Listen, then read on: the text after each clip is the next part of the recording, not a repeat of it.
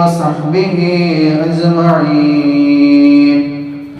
أما بعد رب اشرح لي صدري ويسر لي أمري واحلل عقدة من لساني يفقهوا قولي.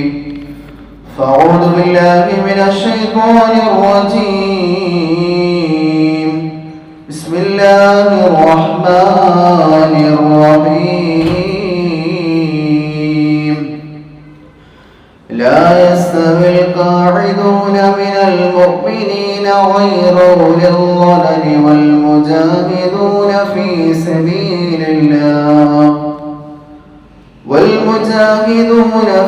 سبيل الله بأموالهم وأنفسهم فضل الله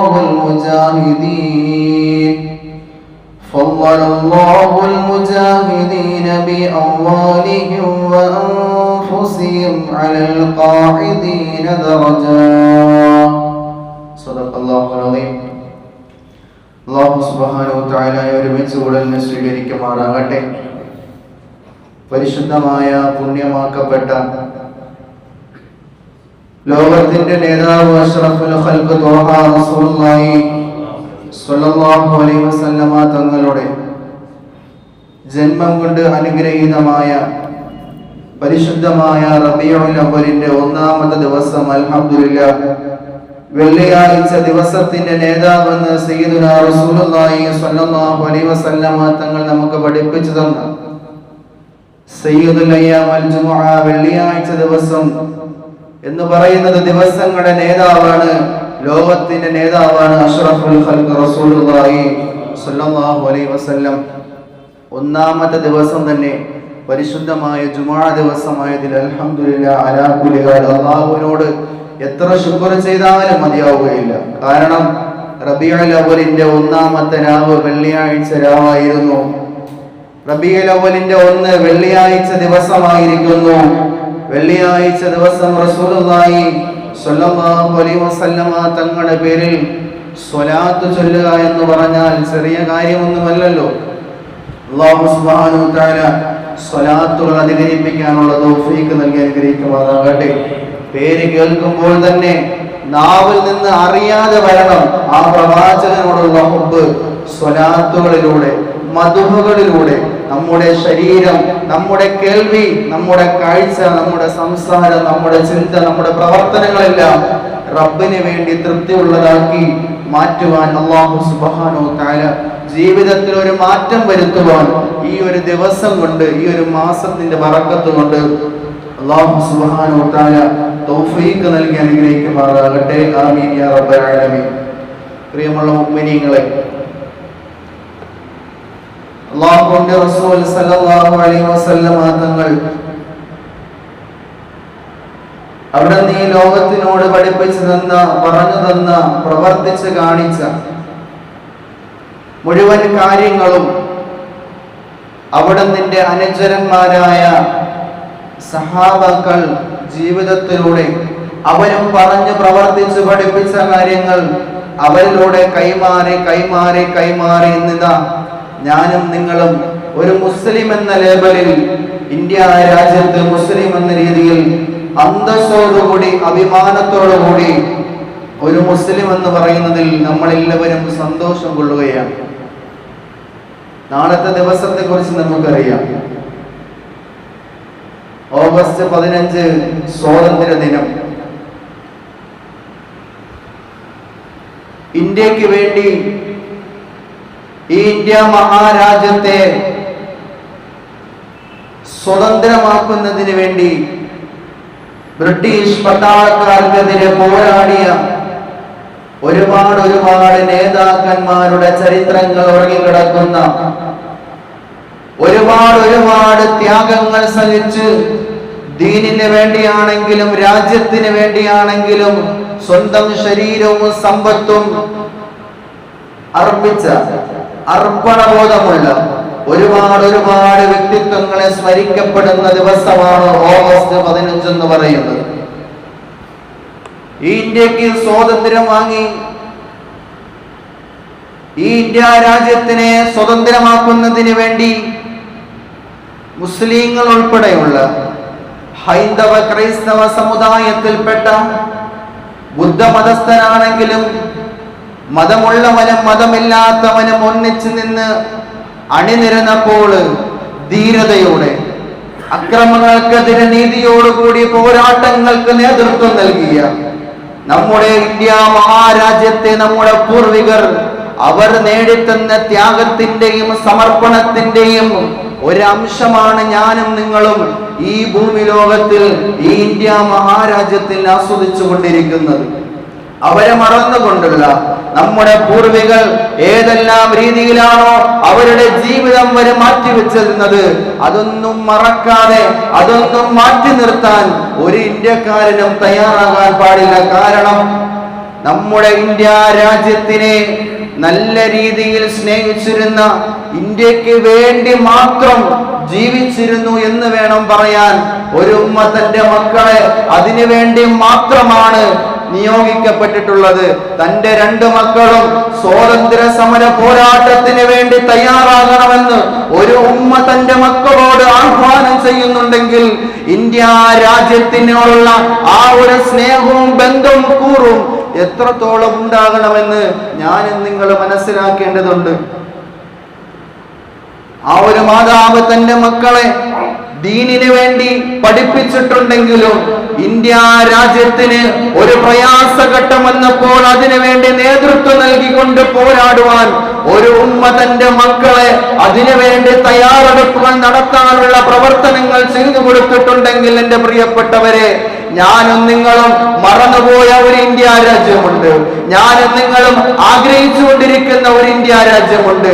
80 വർഷമായി ഇന്ത്യക്ക് സ്വാതന്ത്ര്യം ലഭിച്ചു എന്ന് പറയുന്നുണ്ടെങ്കിലും ഇന്ത്യയുടെ ഭരണഘടനയെ കാറ്റിൽ പറത്തിക്കളയുന്ന രീതിയിലുള്ള പ്രവർത്തനങ്ങൾ നമ്മുടെ രാജ്യത്തിൽ നടമാടിക്കൊണ്ടിരിക്കുമ്പോൾ പാവപ്പെട്ടവരെയും ദരിദ്രരെയും താഴ്ന്ന ജാതിക്കാരെയും വല്ലാതെ അങ്ങ് ആക്രമിക്കപ്പെടുമ്പോൾ എവിടെയാണ് നീതിയുടെ ബോധമുണ്ടാകുന്നത്? എവിടെയാണ് നീതിയുടെ ശബ്ദമുയരേണ്ടത്? എവിടെയാണ് പ്രതിഷേധത്തിന്റെ കോട്ടകൾ കെട്ടേണ്ടത്? എൻ്റെ പ്രിയപ്പെട്ട സഹോദരങ്ങളെ, ഞാനും നിങ്ങളും ചിന്തിക്കണം.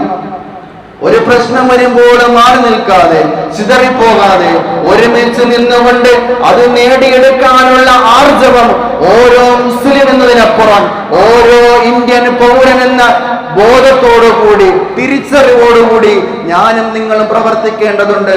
അല്ലാഹു സുബ്ഹാനഹു വ തആല അതിനുള്ള തൗഫീഖ് നൽകി അനുഗ്രഹിക്കുമാറാകട്ടെ.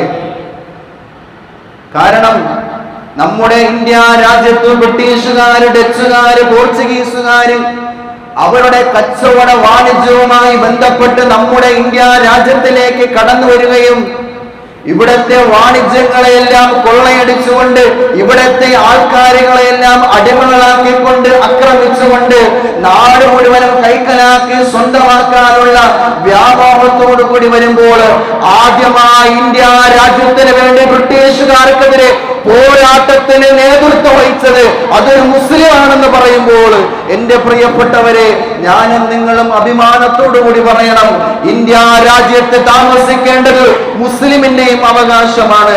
മുസ്ലിമായതിന്റെ പേരിൽ ചാപ്പ കുത്തുവാനോ അവൻ ഭീകരവാദിയാണെന്നും തീവ്രവാദിയാണെന്നും പറഞ്ഞുകൊണ്ട് ഭീകരപ്പെടുത്തുവാനോ അവനെ അങ്ങ് മാറ്റി നിർത്തുവാനോ മുസ്ലിം ലേബലിലുള്ള ഓരോ മനുഷ്യനെയും ഈ ഇന്ത്യ രാജ്യത്തിൽ നിന്നും മാറ്റി നിർത്താമെന്ന് ആരെങ്കിലും വ്യാമോഹം ചെയ്യുന്നുണ്ടെങ്കിൽ ഓർത്തു വെച്ചോളൂ, ഇന്ത്യ എന്ന് പറയുന്നത് ആരുടെയും വകയല്ല.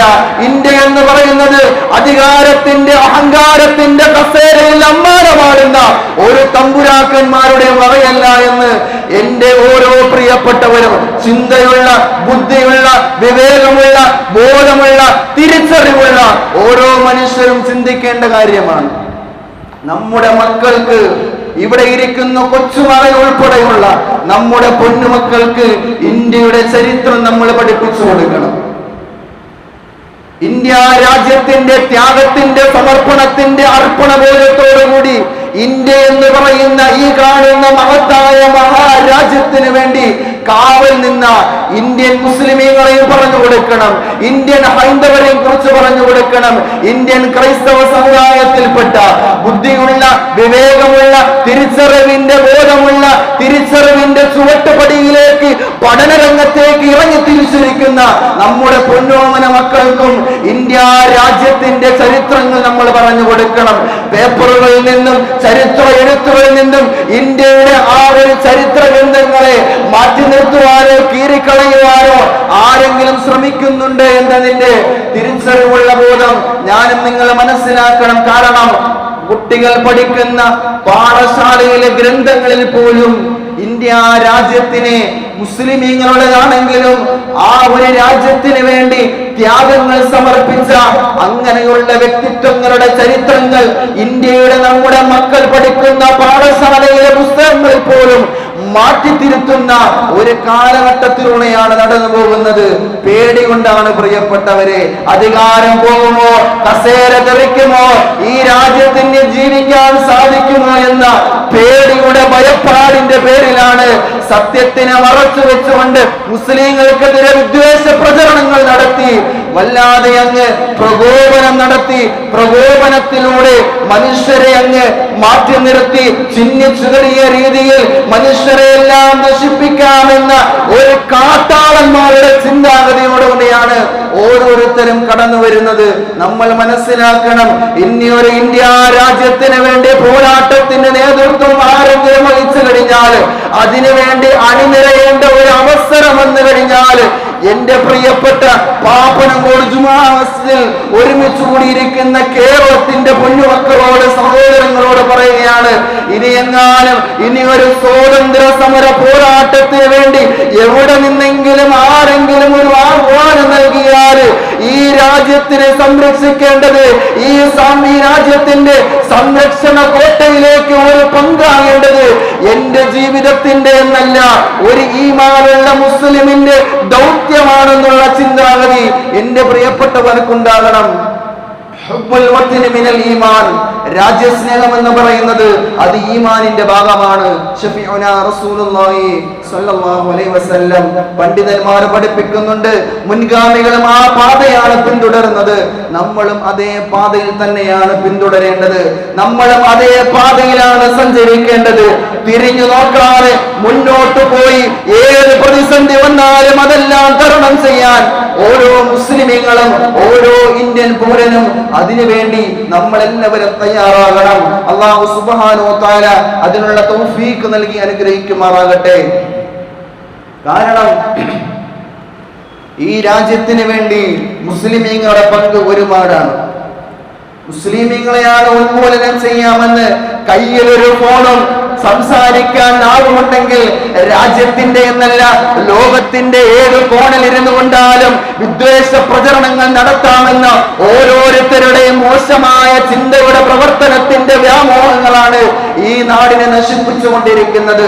അതിനെ തിരിച്ചറിഞ്ഞുകൊണ്ട് ഇപ്പോഴേ ഇല്ലായ്മ ചെയ്തില്ലെങ്കിൽ പ്രിയപ്പെട്ടവരെ, തിരിച്ചടിക്കാനുള്ള ദിവ്യബോധവും സമർപ്പണബോധവും ആർജവും നമുക്കില്ലെങ്കിൽ നമ്മുടെ തലമുറ ഇനി ഈ ഇന്ത്യ രാജ്യത്തിൽ സമാധാനത്തോടു കൂടി ജീവിക്കുകയില്ല എന്ന ഒരു തിരിച്ചറിവുള്ള ബോധമെങ്കിലും എനിക്കും നിങ്ങൾക്കും ഉണ്ടാകണം.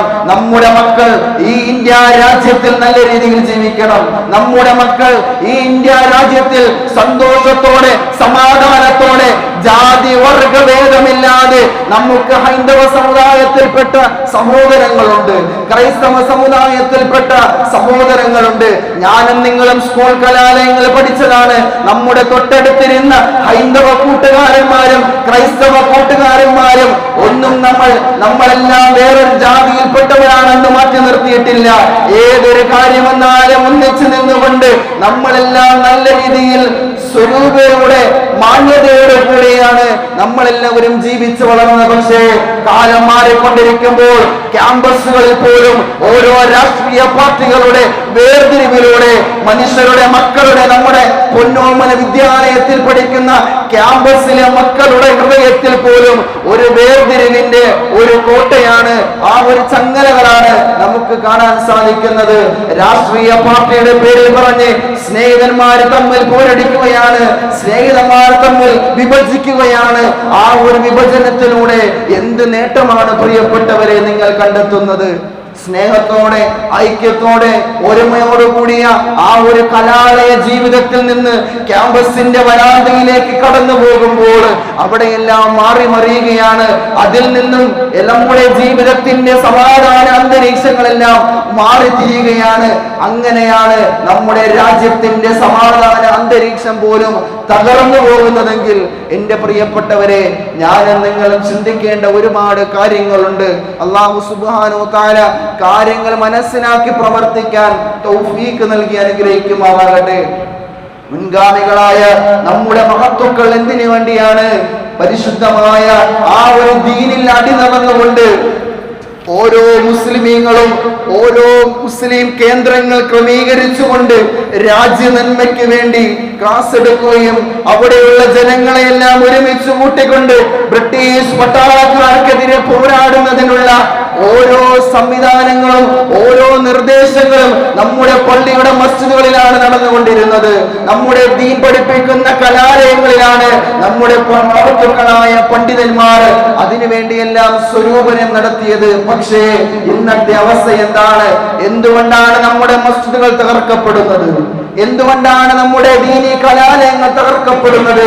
കാരണം അവർക്കറിയാം, പരിശുദ്ധമായ മസ്ജിദുകൾ എന്ന് പറയുന്നത് അത് സ്നേഹ സാഹോദര്യ സമാധാനത്തിന്റെ കെട്ടിടങ്ങളാണ്.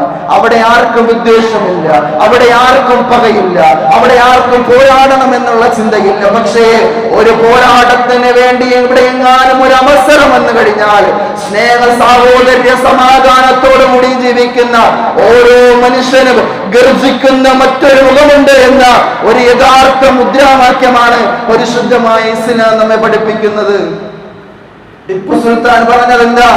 1000 ദിവസങ്ങൾ 1000 വർഷങ്ങൾ അടിമയായി ജീവിക്കുന്നതിനേക്കാൾ ഒരു ദിവസമെങ്കിലും ഗർജിക്കുന്ന സിംഹത്തെ പോലെ ബ്രിട്ടീഷുകാർക്കെതിരെ ജീവിച്ച് മരിക്കണമെന്നാണ് ടിപ്പു സുൽത്താൻ പ്രഖ്യാപിച്ചത്. പ്രിയപ്പെട്ടവരെ, നമുക്ക് എവിടെയാണ് അങ്ങനെയുള്ള തോന്നൽ വരിക?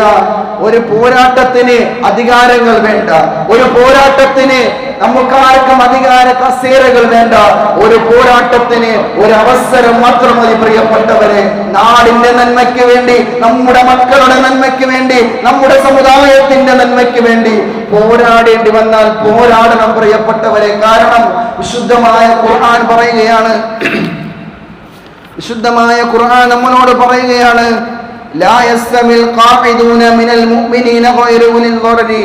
ബുദ്ധിമുട്ടുകളോ പ്രയാസങ്ങളോ ഇല്ലാത്ത, ബുദ്ധിമുട്ടുകളോ പ്രയാസങ്ങളോ ശാരീരികമായി ഒരു പ്രയാസങ്ങളോ ഇല്ലാത്ത മുഅ്മിനീങ്ങളെക്കാൾ വൽ മുജാഹിദൂന ഫീ സബീലില്ലാഹി ബിഅംവാലിഹിം വഅൻഫുസിഹിം, റബ്ബിന്റെ മാർഗത്തിൽ ശരീരം കൊണ്ടും സമ്പത്ത് കൊണ്ടും അർപ്പണബോധത്തോടുകൂടി സമർപ്പണം നടത്തുന്ന പ്രിയപ്പെട്ടവർ, അല്ലാഹുവിന്റെ മാർഗത്തിൽ ഒരു വിളി വന്നു കഴിഞ്ഞാൽ അതിനു വേണ്ടി പോരാടുന്നവർ, സാധാരണ ആരോഗ്യമുള്ള, ആഫിയത്തുള്ള, സമ്പത്തുള്ള, പ്രൗഢിയുള്ള, പ്രതാപമുള്ള അവസരങ്ങൾ കിട്ടിയിട്ട് പോലും അതിൽ നിന്നും മാറി നിൽക്കുന്നവരെക്കാൾ എത്രയോ എത്രയോ ഉന്നതമായ പ്രതിഫലമാണ് അല്ലാഹു സുബ്ഹാനഹു വ തആല അവർക്ക് വാഗ്ദാനം നൽകിയിരിക്കുന്നത് എന്ന പരിശുദ്ധമായ ഖുർആനിനെ മനസ്സിൽ കരുതിയ ഒരുപാട് ഹാഫിളുകൾ ഉണ്ടായിരുന്നു ഇന്ത്യയുടെ സ്വാതന്ത്ര്യ സമരത്തിന് വേണ്ടി പോരാടുവാൻ. അതുപോലെ തന്നെയാണ് വിശുദ്ധമായ ഖുർആൻ പറഞ്ഞത് എന്താ? യാ അയ്യുഹല്ലദീന ആമനൂ ഇദാ ലഖീതും ഫിഅതൻ ഫസ്ബുതു വദ്കുറുല്ലാഹ കസീറൻ ലഅല്ലകും തുഫ്ലിഹൂൻ. നമ്മൾ എവിടെയാണ് പരാജയപ്പെട്ടു പോകുന്നത്? നമുക്ക് എവിടെയാണ് വീഴ്ച സംഭവിച്ചത്? നമുക്ക് എവിടെയാണ് പാളിച്ച സംഭവിച്ചത്?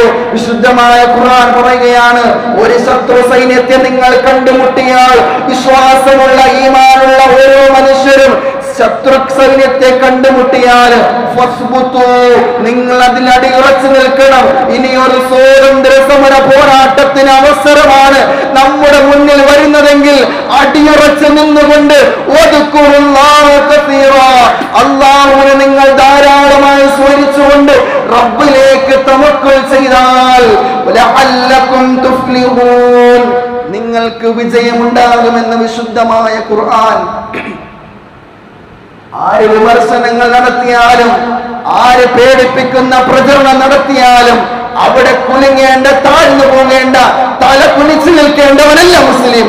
കാരണം റബ്ബ് പറഞ്ഞത് എന്താണ്? ഏത് പ്രതിസന്ധി ഘട്ടം വന്നാലും അല്ലാഹുവിനെ നിങ്ങൾ ധാരാളമായി ഓർത്തോ, ലഅല്ലകും തുഫ്ലിഹൂൻ. നമ്മുടെ ജീവിതത്തിൽ നമ്മൾ പരാജയപ്പെടാൻ കാരണം അതാണ്. കച്ചവടത്തിലാണെങ്കിലും, സാമ്പത്തിക രംഗങ്ങളിലാണെങ്കിലും, കുടുംബ ജീവിതത്തിലാണെങ്കിലും, സാമൂഹിക പ്രവർത്തനങ്ങളിലാണെങ്കിലും, വ്യക്തി ജീവിതത്തിലാണെങ്കിലും നമ്മൾ പരാജയപ്പെടാനുള്ള കാരണം അല്ലാഹുവിനെ ഓർക്കാത്തതാണ്. പ്രിയപ്പെട്ടവരെ, സുബഹി 2 റക്അത്ത് നിസ്കാരം പോലും അതിനെ കവയാക്കിക്കൊണ്ട് കിടന്നുറങ്ങുന്ന പ്രിയപ്പെട്ടവർ, എന്തെങ്കിലും യാത്രയുണ്ടെങ്കിൽ, ബിസിനസ്സുമായി ബന്ധപ്പെട്ട് എവിടെയെങ്കിലും പോകണമെങ്കിൽ, ഈ കഴിഞ്ഞ മാസങ്ങളിലായി ഫിഫ വേൾഡ് കപ്പിന്റെ പേരിൽ 3:30-ക്കും 4:30-ക്കും 5 മണിക്കും എഴുന്നേറ്റ് നമ്മുടെ പൊന്നുമക്കൾ വാപ്പ വിളിക്കുകയാണ്, മോനെ കളി തുടങ്ങാൻ സമയമായി. മകൻ വാപ്പയെ വിളിക്കുകയാണ്, വാപ്പ ഫുട്ബോൾ കളി തുടങ്ങാൻ സമയമായി. ദീനിന് വേണ്ടിയുള്ള വിളിയല്ല, ദുനിയാവിന് വേണ്ടിയുള്ള വിളിയായിരുന്നു. നിമിഷ നേരങ്ങൾക്ക് വേണ്ടിയുള്ള ആസ്വാദനത്തിന് വേണ്ടിയുള്ള വിളിയായിരുന്നു. പക്ഷേ ഈ വിളിനാദമല്ല നമ്മൾ കേൾക്കേണ്ടത്. അല്ലാഹുവിന്റെ പള്ളി മിനാരങ്ങളിൽ നിന്നും നിസ്കാരത്തിലേക്ക് കടന്നു വരൂ, വിജയത്തിലേക്ക് കടന്നു വരൂ എന്ന് നമ്മുടെ ശബ്ദത്തിന് അല്ലാഹു നമ്മുടെ ചെവിക്ക് കേൾവി ശക്തി നൽകിയ അന്ന് മുതൽ ഞാനും നിങ്ങളും കേൾക്കൊണ്ടിരിക്കുന്ന വചനങ്ങളാണ്. നിസ്കാരത്തിലേക്ക് കടന്നു വരൂ, വിജയത്തിലേക്ക് കടന്നു വരൂ. അതിലേക്കൊന്നും മക്കളെ വാപ്പമാര് വിളിക്കാതെ, വാപ്പമാരെ മക്കൾ വിളിക്കാതെ, കേവലം ആസ്വാദനത്തിന് വേണ്ടി മാത്രം തകർന്നു പോകുന്ന നെഞ്ചുടിപ്പോടുകൂടി കണ്ടിരിക്കേണ്ട, കേവലം 90 മിനിറ്റുകൾ മാത്രം അവശേഷിക്കുന്ന ഒരു ആസ്വാദനത്തിന് വേണ്ടി പാതിരാത്രി ഉറക്കമിടിച്ചുകൊണ്ട്, നിസ്കാരം കഥയാക്കിക്കൊണ്ട്, ബാങ്ക് വിളി കേട്ടാൽ പോലും സുബഹി നിസ്കരിക്കാതെ, 3:30-ക്കും 4:30-ക്കും എഴുന്നേറ്റ് തഹജ്ജുദ് പോലും നിസ്കരിക്കാത്ത എന്റെ പൊന്നോമന മക്കളും എന്റെ പ്രിയപ്പെട്ട വാപ്പമാരും സഹോദരങ്ങളും, ഫിഫ വേൾഡ് കപ്പ് വന്നപ്പോൾ എഴുന്നേറ്റ് നിന്ന് നിങ്ങൾ കളി കണ്ടുവെങ്കിൽ എന്റെ പ്രിയപ്പെട്ടവരെ, അവിടെയാണ് എന്റെയും നിങ്ങളുടെയും ജീവിതത്തിന്റെ തകർച്ച സംഭവിച്ചത്. റബ്ബിനെ ഓർക്കേണ്ട സമയത്ത് നിസ്കാരം എന്ന് പറയുന്നത് അത് നമ്മുടെ ജോലിയേക്കാൾ വലുതാണ്. നിസ്കാരം എന്ന് പറയുന്നത് നമ്മുടെ സമ്പത്തിനേക്കാൾ വലുതാണ്. നിസ്കാരം എന്ന് പറയുന്നത് നമ്മുടെ സുഖ സൗകര്യങ്ങളേക്കാൾ വിലമതിപ്പുള്ളതാണ്, മൂല്യമുള്ളതാണ്. അതിനെ തിരിച്ചറിയാതെ, അതിനെ സംരക്ഷിക്കാതെ എത്ര തന്നെ നടന്നു പോയാലും, ആരെല്ലാം എന്തെല്ലാം പറഞ്ഞാലും തകർന്നു പോകുന്ന, നശിച്ചു പോകുന്ന ഒരു ജീവിത നടത്തിപ്പാണ് ഞാനും നിങ്ങളും കൊണ്ടുപോകുന്നുണ്ടെങ്കിൽ എന്റെ പ്രിയപ്പെട്ടവരെ, മാറ്റം വരണം. ജീവിതത്തിലേക്ക് നമ്മൾ മാറ്റങ്ങൾ കൊണ്ടുവരണം. ഈ റബീഉൽ അവ്വൽ മാസം നമുക്ക് അതിനുള്ള മാറ്റത്തിന്റെ തുടക്കമാക്കി അല്ലാഹു സുബ്ഹാനഹു വ തആല ഈ ജീവിതത്തിനെ ധന്യമാക്കാനുള്ള തൗഫീഖ് നൽകി അനുഗ്രഹിക്കുമാറാകട്ടെ. വആഖിറു ദുആഇ അൽഹംദുലില്ലാഹി റബ്ബിൽ ആലമീൻ. പ്രിയപ്പെട്ടവരെ,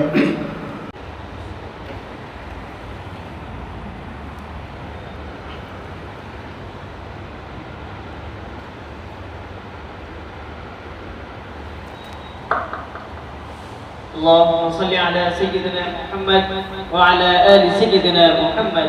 معشر المسلمين رحمكم الله، الجمعة حج الفقراء والمساكين وعيد المؤمنين. الخطبة تكون مقام ركعتين من الفرض. إذا صعد الخطيب على المنبر فلا يتكلمن أحد، ومن تكلم فقد لغى، ومن لغى فلا جمعة له. استمعوا يغفر الله لنا ولكم ولجميع المسلمين والمؤمنين أجمعين، فاستغفروه إنه هو الغفور الرحيم.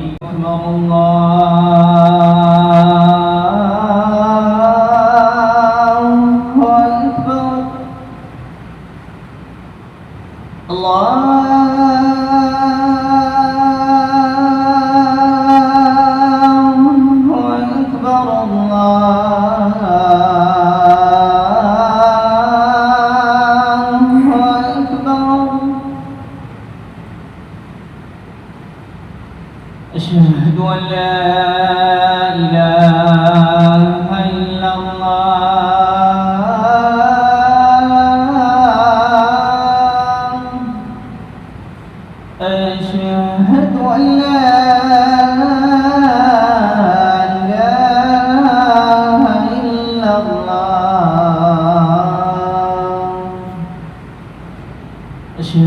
أن محمدا رسول الله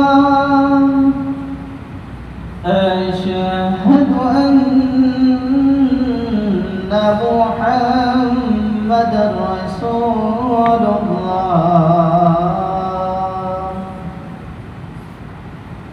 حي على الصلاة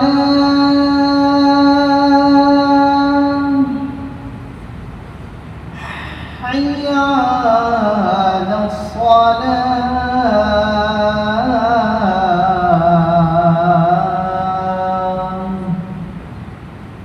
حي على الفلاح حي على الفلاح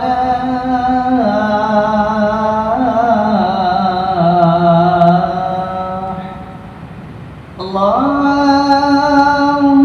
أكبر الله أكبر لا